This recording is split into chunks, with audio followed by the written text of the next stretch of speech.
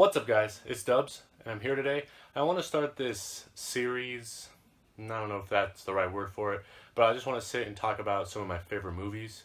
They might be well-known movies or went under the radar, or people have never even heard of them. Some of them will be horror, action, thriller, mostly horror and thrillers, maybe some dramas. But yeah, today I wanted to start it off with Grave Encounters and Grave Encounters 2. I couldn't find a Blu-ray for this one. I don't know if there is one, but I got this one, which is all equally as good.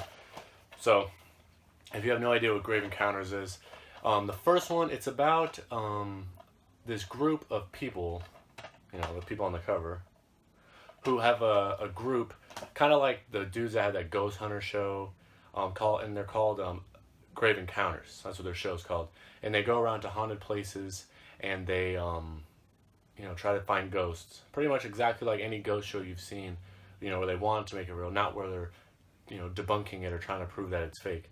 So they're going to places and, stuff's happening, they're recording it. So this one, Grave Encounters, is they go to this mental hospital and, it's kind of like we're seeing it through the camera that they're using, and they're making like a documentary type deal.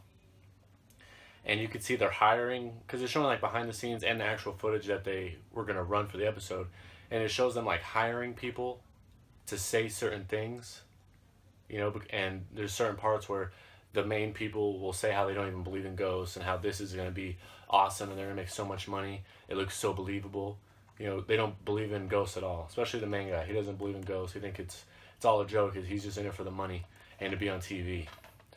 So they hire this guy to be like a medium to talk with ghosts. And there's another scene where they're outside and they hire a landscaper who's been there for like 5 days to admit to seeing a ghost and saying he's been there for years and he's seen him all the time, stuff like that. But what I like about it is how real it feels, because the acting is terrible, which makes it feel like, not me, but it makes me feel like some people could have just made it in their free time and have it be genuine. It doesn't feel like a high budget blockbuster ghost movie, because like when the movie starts, it starts with a bunch of YouTubers. A couple of them I actually, I've watched their videos before, like Cool Duder, Sean Z. Phillips.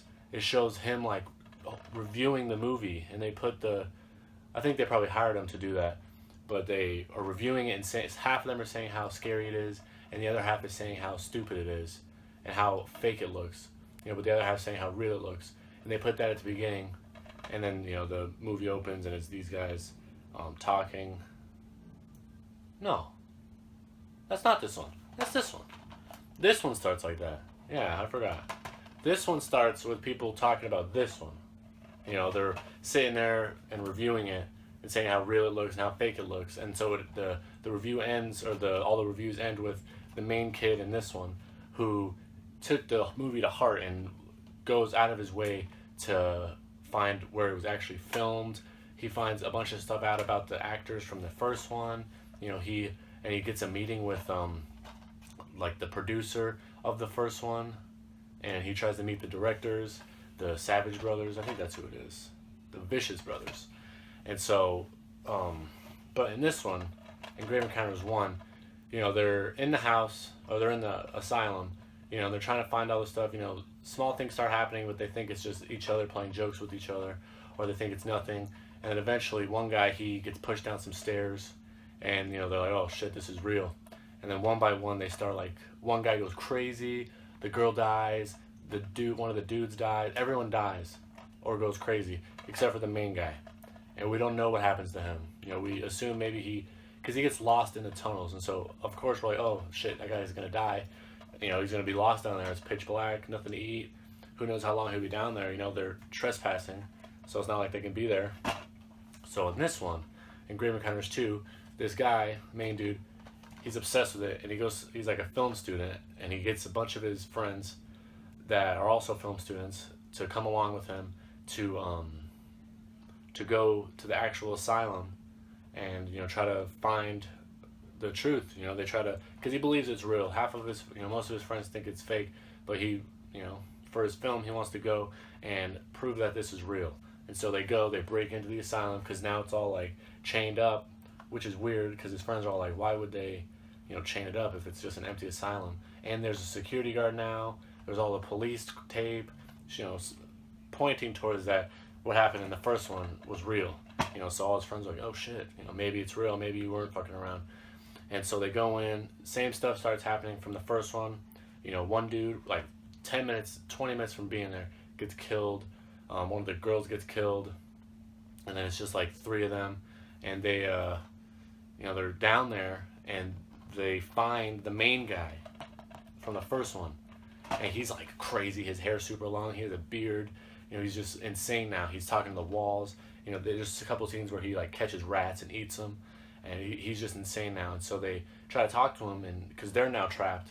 And he tries to talk to him and try to tell him how they can escape from the asylum. And he tells them that they can't, and they have to go on this whole long thing trying to figure out a way out. There's like a door that they have to open. It has I like this one better. This one's really good. But this is also good. Some of the deaths are pretty cool. Like this one guy gets strangled, which was intense, but it's a cool. What would you call them? Cool. I don't want to say sequels.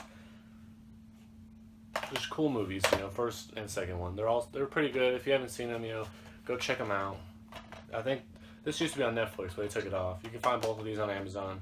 I think this one was like $8. This one was like $10 on Blu-ray. It's not bad. They're really good. Maybe I think you can rent them on Amazon or on like Vudu or something. But what else did I want to say? Oh, a rating. If I had to give them a rating, the first one, 1 out of 10, I'd probably give it a 6 or a 7. Just because it felt so real. And then this one, probably a 5. I just like them. I like shitty movies sometimes. There's some movies that are just really bad that I really enjoy just because the concept of them and just the everything about it are unique.